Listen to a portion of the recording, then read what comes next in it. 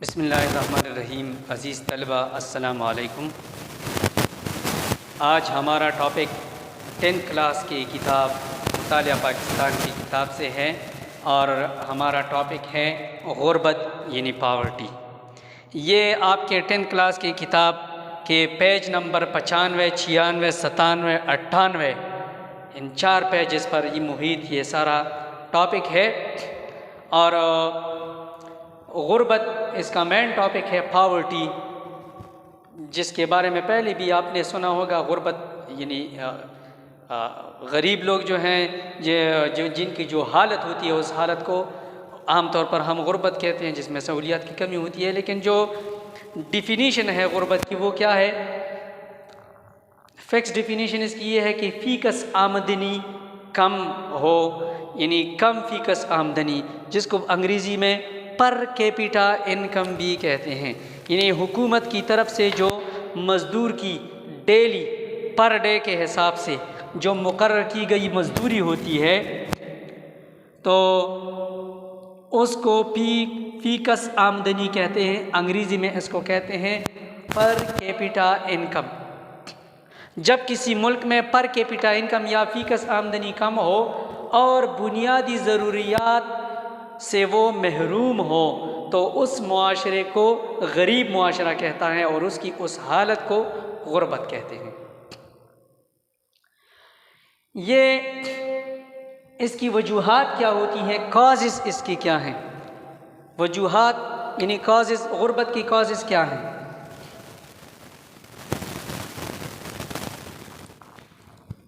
गुरबत की कॉजेज़ में नंबर 1 है दौलत की गैर मुनसिफाना तकसीम।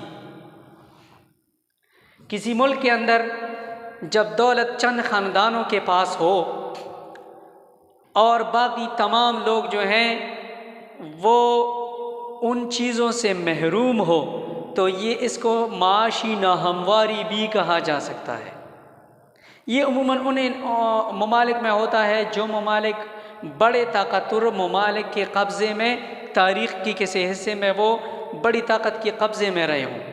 जिस तरह हमारा हिंदुस्तान जो है बरतानिया के ज़ेर असर रहा, इसी तरह की ये ममालिक जो हैं उसमें ये तरक्की पज़ीर मुआशरे जो हैं इसमें आम तौर पर ये होता है। अगर हम बर्र-ए-सग़ीर की बात करें और इसकी मिसाल लें तो भारत, बांग्लादेश और पाकिस्तान, इन तमाम ममालिक में तकरीबन यही है कि दौलत की गैर मुनसिफाना तकसीम है और ये ज़्यादातर जो है सरमायादाराना निज़ाम का भी एक शक्ल है जिसको हम कैपिटलिज़म कहते हैं कि कैपिटलिज़म में सरमायादार दिन ब दिन मज़ीद अमीर होता जाता है, गरीब दिन ब दिन गरीब होता जाता है। तो ये दौलत की गैर मुनसिफाना तकसीम है जिसकी वजह से एक तबक़ाती निज़ाम जो है, मुआशरा तबक़ात में तकसीम है, जिसको फिर आपने कभी सुना होगा कि ये अपर क्लास है और ये अपर मिडिल क्लास है, ये लोअर मिडिल क्लास है और ये लोअर क्लास है। तो ये क्लासेस वाली सोसाइटी जो क्लास पर मुश्तमिल सोसाइटी हो, ये दौलत की गैर मुनसिफाना तकसीम की वजह से वजूद में आती है।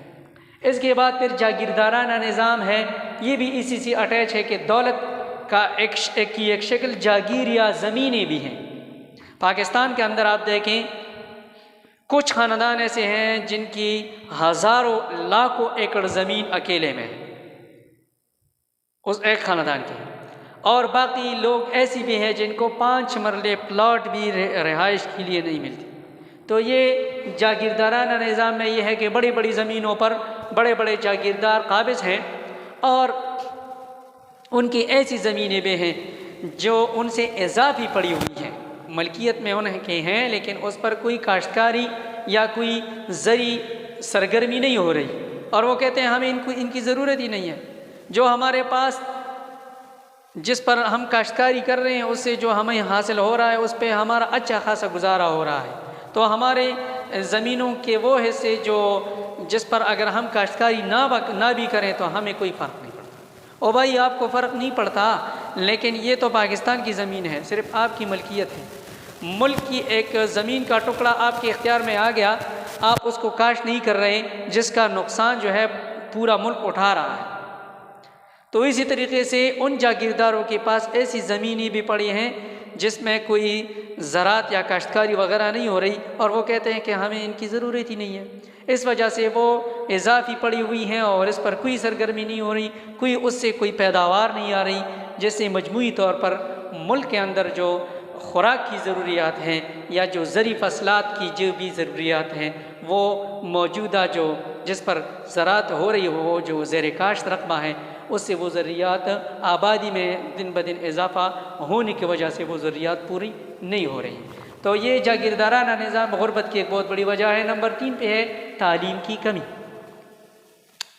तालीम अमीर के लिए भी फ़ायदामंद है, गरीब के लिए भी फ़ायदामंद है, लेकिन अगर हम गुरबत के पर्सपेक्टिव से देखें तो एक गरीब बंदा जिसकी जो ना कि उनकी ज़मीनें हैं, ना कोई उनके वालिदैन में से किसी की जॉब है, नौकरी है, ना कोई बड़ा कारोबार है, कुछ भी नहीं है, तो इस तरीके से उन गरीब तबक़ात को अगर हम तालीम के ज़ेवर से आरास्ता करें तो उनको छोटे मोटे जॉब्स मिल जाती हैं और उससे वो उस गुरबत की हालत से निकल आते हैं।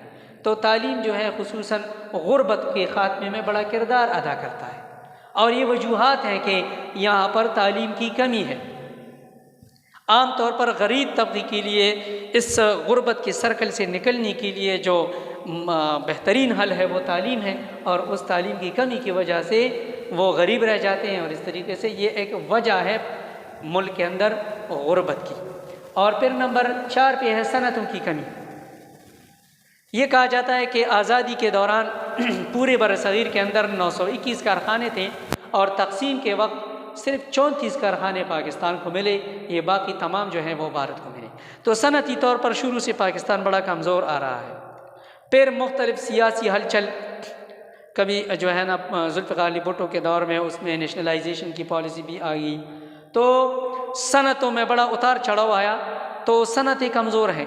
अगर सनतों पर तवज्जो दी जाए तो इससे, और फिर खुसूसन वो सनतें लगाई जाएं जिसकी ख़ाम माल मादनियात की शक्ल में या फिर ज़री पैदावार की शक्ल में हमारे पास मौजूद हैं, अगर वो उस किस्म की सनतें हम लगाएं तो वो हमारी ज़री पैदावार को उसमें इस्तेमाल करके जो है नए नए प्रोडक्ट्स और नई नई इस्तेमाल की चीज़ें भी हम बना सकते हैं, वो अशिया भी हम बना सकते हैं जो हम बड़ी रकम अदा करके बड़ा अच्छा खासा ज़र मुबादला खर्च करके हम दूसरे ममालिक से मंगवाते हैं।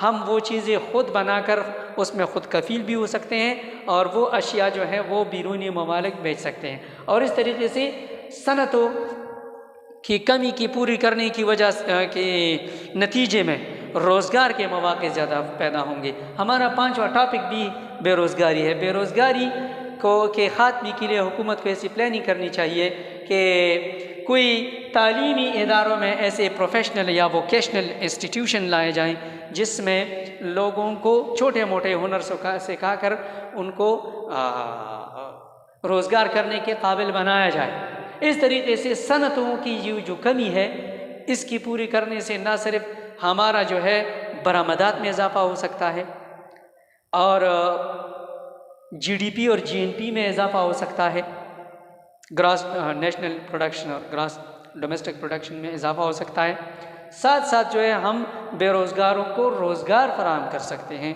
तो ये सनतों की कमी जो है ये अटैच है बेरोज़गारी के साथ। अगर सनतों की कमी पूरी की गई, सनतों पर काम किया गया, तो बेरोज़गारी जो नेक्स्ट टॉपिक है ये भी उसके साथ खुद बड़ी हद तक ये मसला हल हो सकता है। 6 नंबर पर है ज़राअत पर इन्हिसार। बहुत सारी जो गरीब ममालिक हैं तरक्की पजीर, वो ज़्यादातर ज़राअत पर इन्हिसार करती हैं और उन मुआशरों को तरक्की पजीर मुआशरे भी कहते हैं और उन मुआशरों को ज़री मुआशरे भी कहते हैं, जिसमें हमारा पाकिस्तानी मुआशरा भी आता है, जिसमें भारत भी आता है। और इस तरीके के गरीब मुआशरे जो तरक्की पजीर रह गए हों, जो तरक्की याफ्ता नहीं हुए हों, तो उनकी बड़ी वजह है कि वो सिर्फ ज़राअत पर तवज्जो देते हैं और ज़राअत में भी कदीम तरीक़े इस्तेमाल करते हैं। इस वजह से उनकी ज़राअत में भी कोई अच्छी खासी पैदावार हाथ नहीं आती और इसको कहते हैं हम एग्रीगेरियन सोसाइटीज़। एक है एग्रीगेरियन सोसाइटी और एक है इंडस्ट्रियल सोसाइटी। जो तरक्की पजीर ममालिक हैं इन्होंने एग्रीकल्चर के साथ साथ फिर सनतों पर तवज्जो दी तो वो तरक्की याफ्ता ममालिक बन गए, तो उनको हम डेवलप्ड कंट्रीज़ भी कह सकते हैं, हम उनको एडवांस कंट्रीज़ भी कहते हैं, और बअल्फाज़ दीगर हम उनको इंडस्ट्रियल सोसाइटीज़ भी कहते हैं। और जो तरक्की पजीर ममालिक हैं उनको आप देखें तो उनका फोकस ज़्यादा, उनके लोग जो हैं रिवायत पसंद होंगे और रिवायती काश्तकारी पर तवज्जो देंगे, ज़्यादातर ज़राअत की तरफ उनका रुझान होगा, कोई नई इनोवेशन और कोई नई सनतों के बारे में उनकी सोच नहीं होगी। ऐसे मुआशरों को तरक्की पजीर मुआशरे कहते हैं, जिनको अंडर डेवलप सोसाइटीज़ भी कहते हैं, डेवलपिंग सोसाइटीज़ भी कहते हैं, और साथ साथ उनको आप एग्रीगेरियन सोसाइटीज़ भी कह सकते हैं, ज़राअत पर इन्हिसार करने वाले मुआशरे। अच्छा, फिर जो है ये वजूहात हैं कि दौलत की गैर मुनसिफाना तकसीम है, जो गुर्बत की बड़ी वजह है, जागीरदाराना निज़ाम है, तालीम की कमी है, सनतों की कमी है, बेरोज़गारी है और ज़राअत पर इन्हिसार है। फिर जो है गुर्बत के असरात, इसके क्या इम्पैक्ट्स हैं, what are the impacts of poverty over the society, हमारे मुआशरे पर गुर्बत के क्या असरात होते हैं। आम तौर पर किसी भी मुआशरे पर गुर्बत के क्या असरात होते हैं, उसमें नंबर 1 है महरूमियत, यानी मुआशरे के अंदर लोगों की बुनियादी ज़रूरियात पूरी नहीं होती वो बुनियादी सहूलियात से महरूम होते हैं, और यही महरूमियाँ जो हैं वो लड़ाई झगड़े की सूरत में उभर आते हैं। महरूमियत क्या है, उनकी फ़ीकस आमदनी कम होती है, बेरोज़गारी होती है, बीमारियां लग जाती है, सेहत की सहूलियात नहीं होती, और रोज़गार कभी होता है कभी नहीं होता।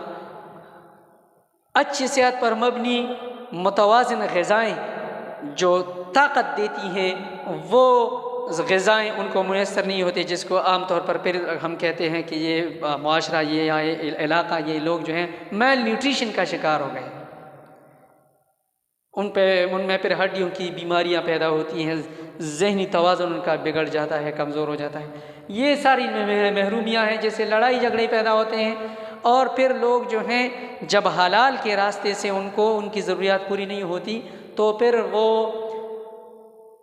क्राइम्स और जराइम की तरफ चले जाते हैं, जिसमें चोरी, डाकाज़नी और कत्ल वग़ैरह ये आम हो जाते हैं, जिससे जो है वो पैसा तो कमा लेते हैं लेकिन उनसे बदअमनी फैलती है, जिससे मुआशरती बुराइयों में इजाफा आता है, जिसको कहते हैं सोशल ईवल्स। तो सोशल ईवल्स यानी मुआशरती बुराइयों में इजाफा होता है।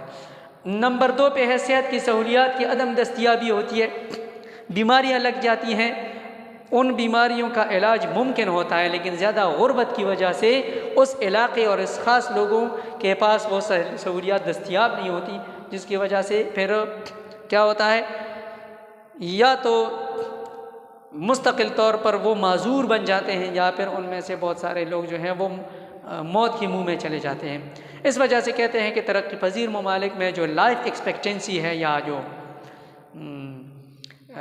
मुतवक्की उम्र है उसकी शरह कम है। पाकिस्तान में हमारी किताबों में ये दर्ज है कि पाकिस्तान में लाइफ एक्सपेक्टेंसी या जो मुतवक्की औसत उम्र है, एवरेज, ये 64 साल है। और अभी रिसेंटली मैंने कहीं किताब में या अखबार में कहीं देखा हुआ था तो वो उसमें लिखा था 68%, लेकिन हमारी किताबों में 64% है। तो ये 64 और 68% के दरमियान है, ये क्यों है? ये 70 और 75 और 80 में क्यों नहीं है? हमारा आम पाकिस्तानी एवरेज उम्र उसकी 80 साल तक क्यों नहीं पहुंचती? 60 के बाद वो क्यों कमज़ोर पड़ जाते हैं और 70 तक पहुंचते पहुंचते वो फिर मौत का शिकार हो जाते हैं? उसमें बड़ी वजह ये इसको कहते हैं लाइफ एक्सपेक्टेंसी। ये लाइफ एक्सपेक्टेंसी या जो मुतवक्की एवरेज उम्र है, ये सेहत की अदम सहूलियात की वजह से, सेहत की सहूलियात ना होने की वजह से जो है ये कम उम्री में बहुत जल्दी जो है लोग मर जाते हैं। और इस तरीके से हमारे मुल्क में जो एवरेज मुतवक्की उम्र है, एक्सपेक्टेड जो एज है, वो 60-70 से ज़्यादा नहीं होती। फिर गुर्बत के असरात में से एक ज़हनी अमराज का बढ़ जाना है। जब किसी शख्स के छोटे छोटे बच्चे हैं, इर्द गिर्द मसाइल हैं, ये बिजली का बिल है, ये गैस का बिल है, और इस तरीके से ज़िंदगी के बहुत सारे मसाइलों ने उसको घेरा हुआ है, लेकिन उसके बदले में उसके पास उस आमदन के ज़राए नहीं है, या आमदनी है लेकिन कम है, उसमें वो ज़रूरियात पूरी नहीं होती। इस वजह से वो टेंशन और डिप्रेशन का शिकार हो जाता है, जिससे ज़हनी अमराज जो है वो बढ़ जाते हैं। और बाज़ दफ़ा लोग जो हैं एस्केपिज़म यानी उस चीज़ों से छुटकारा, उन टेंशनों से छुटकारा हासिल करने के लिए या तो ख़ुदकुशी करते हैं या फिर नशा आवर अशिया का इस्तेमाल मुआशरे में होता है, जिसमें अद्वियात जो नारकोटिक्स हैं और ये जो है ना हेरोइन, आइस और ये चीज़ें जो हैं इसका इस्तेमाल मुआशरे के अंदर शुरू होता है। तो ये असल में मुआशरे से अपने आप को, मुआशरे के उन मसाइल से छुपने के लिए एक आर्जी तौर पर एक तरीक़ा अपनाया जाता है। तो ज़हनी अमराज के साथ साथ लोग जो हैं एडिक्ट भी हो जाते हैं, मुख्तलिफ एडिक्शन हो जाती है लोगों को बहुत सारी चीज़ों के, वो नशावर अशिया के वो आदी बन जाते हैं। सियासी अदम इस्तेहकाम गुर्बत के असरात में से असर है कि जब दिन ब दिन चीज़ों की कीमती बढ़ जाती है, लोगों को रोज़गार नहीं मिलता, जो रोज़गार मिलता है उन पैसों से वो ज़रूरियात पूरी नहीं होती। इस वजह से ये जो कमज़ोर माशी निज़ाम है ये डायरेक्ट इम्पेक्ट करता है सियासी निज़ाम पर। इस वजह से जब आप देखें हमारे मुल्क के अंदर जब कोई हुकूमत आती है उनके पास मसाइल का हल नहीं होता और गुर्बत दिन ब दिन बढ़ती जा रही होती है, चीज़ों की कीमतें जो हैं वो ऊपर होती जाती हैं, रुपया का कदर जो है वो नीचे चला जाता है, जिसकी वजह से जिस पार्टी की हुकूमत होती है उसके मुखालिफिन जो है उस चीज़ को बहाना बनाकर वो निकल आते हैं और वो कहते हैं कि इस पार्टी या इन लोगों के पास इस आवाम के मसाइल का हल नहीं है। और ये एक पॉलिटिकल अनरेस्ट जो है ये सियासी अदम इस्तेहकाम की तरफ मुल्क चला जाता है। और रिसेंटली आप देखें कल रात को जो असम्बलियाँ तहलील हुई हैं, और ये क्योंकि ये हुकूमत बहुत सारे लोगों को पसंद नहीं थी। इसके हटाने के लिए मुत्तहिदा जमातों के एक इत्तेहाद बन गया जिसको PDM कहते हैं। उन्होंने ज़ोर लगाया और फिर कहा कि हम अदम एतमाद करेंगे, और इससे फिर वज़ीर आज़म साहब ने क्या किया कि सदर पाकिस्तान को कहा कि असम्बलियाँ तहलील करें और ये हुकूमत ख़त्म करें, और आइंदा जो है क़ब्ल इस वक्त जो है हुकूमत ख़त्म करके नए इंतखाबात की तैयारी शुरू की जाए। तो ये सब कुछ, ये सारा मुश्किलात, ये अभी जो से एक आईनी बहरान पे पैदा हुआ, ये सारा कुछ किस चीज़ से की वजह, ये गुर्बत के असरात की वजह से ये सियासी अदम इस्तेहकाम हुआ। जलसे, जुलूस, रोड बंद है और जनाब ये नारे लग रहे हैं, तो ये सारा सब कुछ है, ये गुर्बत के असरात होते हैं, जिसकी वजह से जो है ये इम्पेक्ट करता है, ये असर डालता है सियासी अदम इस्तेहकाम। अच्छा, फिर जो है आगे गुर्बत के ख़ात्मे के लिए इक़दामात, गुर्बत के ख़ात्मे क्या ऐसे स्टेप्स हैं जिसको लेकर हम गुर्बत को ख़त्म कर सकते हैं। तो इसमें तालीम है, सनतों का क़याम, सनत को कायम करके हम गुर्बत का ख़ात्मा कर सकते हैं। ज़र इस्लाहात, ज़रात के अंदर एग्रीकल्चर रिफॉर्म्स हम ले आ सकते हैं। बैरूनी मुलाज़मत, बैरूनी ममालिक के साथ कुछ एग्रीमेंट्स वगैरह करके करप्शन, स्मगलिंग और रिश्वत सतानी की का ख़ात्मा हो तो हम जो है गुर्बत पर काबू पा सकते हैं। लेकिन ये टॉपिक जो है, यहाँ तक तो मैंने आपको पढ़ाया कि वजूहात जो हैं ये क्या हैं। दौलत की गैर मुनसिफाना तकसीम है, जागीरदाराना निज़ाम है, तालीम की कमी है, सनतों की कमी है, बेरोज़गारी है, ज़राअत पर इन्हिसार है, और गुर्बत के फिर मैंने आपको असरात बताए। ये पोर्शन जो है गुर्बत के ख़ात्मे की अगली इक़दामात, ये आप तलबा की खिदमत में ये गुजारिश है कि ये पॉइंट्स नोट कर लें। किताब दे के बग़ैर ये इन टॉपिक पर आपके जहन में जो हल आता है कि हम इन चीज़ों को डेवलप करके किस तरह गुर्बत को ख़त्म कर सकते हैं, तो आप अपनी क्रिएटिव राइटिंग इस पर करें, एक मज़मून सा आप जो है इस पर तैयार करें और वो कल लेकर आएँ। मुझे उम्मीद है कि ये जो टॉपिक मैंने पढ़ाया ये आपके समझ में आया होगा, और आगे जाकर जब आप ख़ुद भी किताब की पेज नंबर 95, 96, 97, 98 पर ये देखेंगे तो आपको मज़ीद इंशाअल्लाह बहुत आसानियाँ होंगी। अगले लेक्चर के लिए मैं आपसे इजाज़त चाहता हूँ। अल्लाह हाफ़िज़।